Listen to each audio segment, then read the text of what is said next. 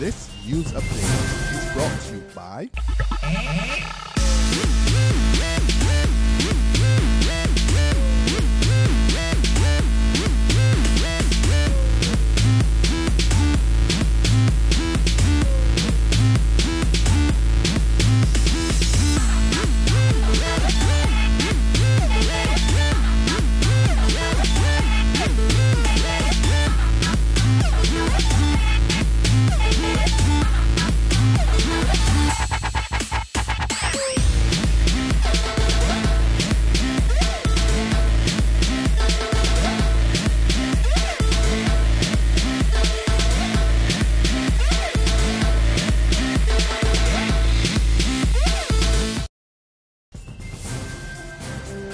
This is the Noon Barbados Today update for Wednesday, June 25th, 2014. I'm Dawn Paris. Good afternoon.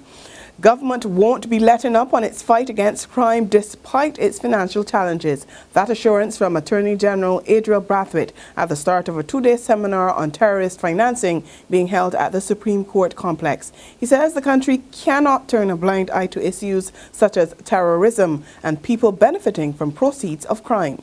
We are no longer isolated and we're no longer insulated from these international networks. Therefore, we have a responsibility to ensure that we have the legislative framework in place to address issues such as terrorism, and of course to have the training in place so that you're better able to identify when our facilities, whether it be corporate trust, banking, whatever our facilities, are being used for terrorist financing. The high number of accidents on the roads is taking a toll on orthopedic services at the Queen Elizabeth Hospital. The disclosure came this morning from Randolph Carrington, a consultant orthopedic surgeon who revealed the waiting list for patients demanding care has been growing because of a lack of equipment. Disability does not mean inability, and that's the message from the president of the Barbados Chamber of Commerce and Industry, Tracy Shuffler, as she challenged private sector employers to hire more workers from the disabled community. Addressing the annual general meeting of the Barbados Council for the Disabled last night, Shuffler says it's not true that people with disabilities can't get the job done, but she believes several factors, including the cost of accommodating the disabled in the workplace, have been hindering employers from making the move. The second perception is that an employee with a disability cannot keep pace with the rigors of jobs in a competitive environment and consequently may slow down the progress of the work team. Inherent in this particular perception is the assumption that the employee with a disability will not have the same skill level and/or qualifications as their able-bodied counterparts. The third perception is that the presence of an employee with a disability will make both customers and other employees uncomfortable. Perhaps this is the most frustrating of all the perceptions mentioned, since we would all like to think that we are part of a society which is more embracing of diversity than for this to be a concern of an employer in 2014. There's regional and international news after this short break. Hi, I'm Red Plastic Bag. Anyone who knows me knows I don't like cold.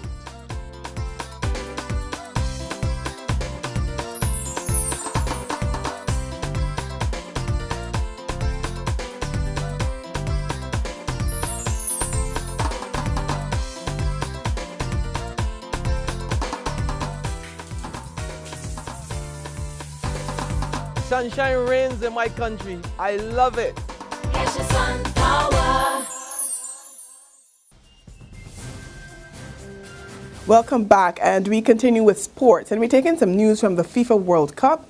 Luis Suarez's seemingly wayward teeth continue to dominate global attention. The Uruguay striker is expected to face disciplinary action from football's governing body FIFA after he appeared to sink his teeth into Italian defender Giorgio Chiellini during their match yesterday. Suarez has been disciplined twice before for this offence. He faces a maximum ban of 24 matches or 2 years away from the game if he's found guilty.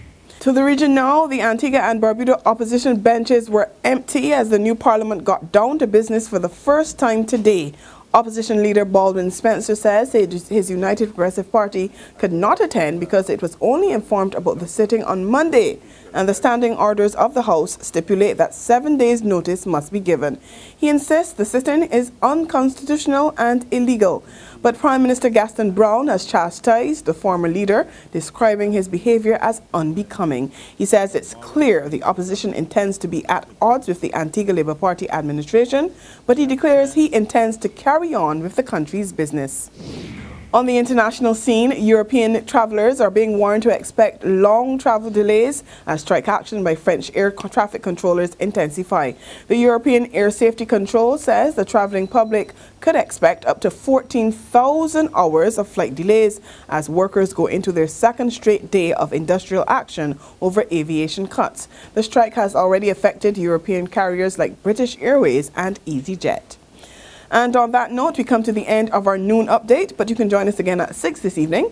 Until then, you can log on to www.barbadostoday.bb, subscribe to our e-paper and like us on Facebook to get more news and sports, the latest of it.